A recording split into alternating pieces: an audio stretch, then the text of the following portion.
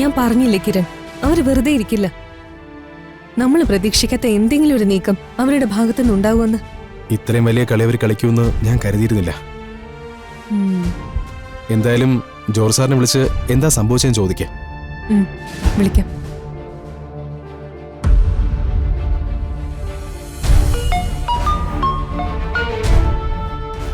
Hello JD.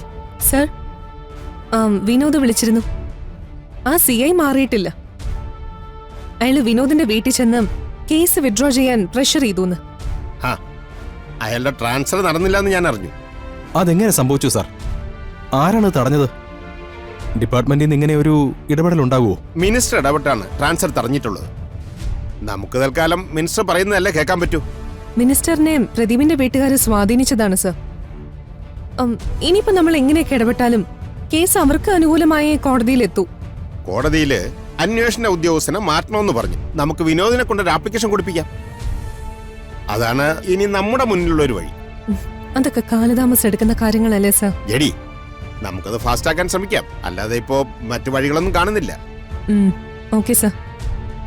മറ്റൊരു വഴിയില്ലെങ്കിൽ നമുക്ക് പിന്നെ അത് തന്നെ നോക്കാം. വേറെ എന്തെങ്കിലും ചെയ്യാൻ പറ്റുമെന്ന് ഞങ്ങൾ ഒന്നുകൂടെ ആലോചിക്കട്ടെ. Okay JD. Okay sir. Okay.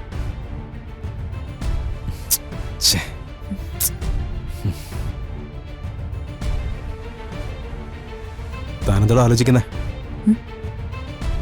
എന്റെ മനസ്സിലൊരു ഐഡിയ ഉണ്ട്, പക്ഷെ അത് നടക്കുമെന്നറിയില്ല. അതെന്താ? അത്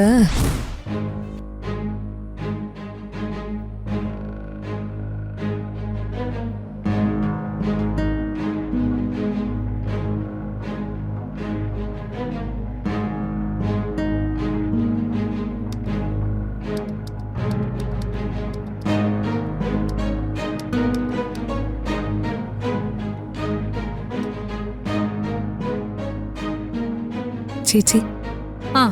എന്തോ പറയാനുണ്ടെന്ന് തോന്നല്ലോ രണ്ടുപേർക്കും. അതെ ചേച്ചി. എന്താ കാര്യം? മടിയൊന്നും വേണ്ട, ചോദിക്ക്. അല്ല, മിനിസ്റ്റർക്കെതിരെയുള്ള ചില തെളിവുകൾ ചേച്ചിയുടെ കയ്യിൽ കിട്ടിയിട്ടും ഇതുവരെ അതൊന്നും വാർത്തയിൽ വന്നില്ലല്ലോ.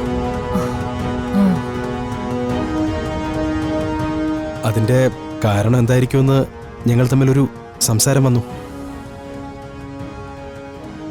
അതെന്തായാലും ചേച്ചിയോട് നേരിട്ട് തന്നെ ചോദിച്ചറിയുന്നതാണല്ലോ. അതിന്റെ ശരിയെന്ന് വിചാരിച്ചു വന്നതാ. ആ പെൻഡ്രൈവ് എന്റെ കയ്യിൽ തന്നത് നിങ്ങൾ തന്നെയല്ലേ? അതുകൊണ്ട് തന്നെ അതിന്റെ കാര്യം എന്തായിന്ന് ചോദിക്കാനുള്ള അവകാശവും നിങ്ങൾക്കുണ്ട്. അങ്ങനെയൊന്നും വിചാരിച്ച് ചോദിച്ചതല്ല ചേച്ചി. കാര്യം അറിയാലോ എന്ന് കരുതി ചോദിച്ചതാ. അതിന്റെ കാരണം ഞാൻ പറയാം. ഈ വാർത്ത വെളിയിൽ വരുമ്പോ വലിയ പ്രശ്നങ്ങളുണ്ടാവും. മന്ത്രിസഭയെ വരെ ബാധിക്കുന്ന ഒരു കാര്യമായതുകൊണ്ട് വളരെ സൂക്ഷിച്ചു വേണം ഈ പ്രശ്നം നമ്മൾ കൈകാര്യം ചെയ്യാൻ. നമുക്ക് കിട്ടിയ ഇൻഫർമേഷന്റെയും തെളിവുകളുടെയും എല്ലാം ആധികാരികത പരിശോധിച്ചിട്ട് വേണം അത് എയർ ചെയ്യാൻ.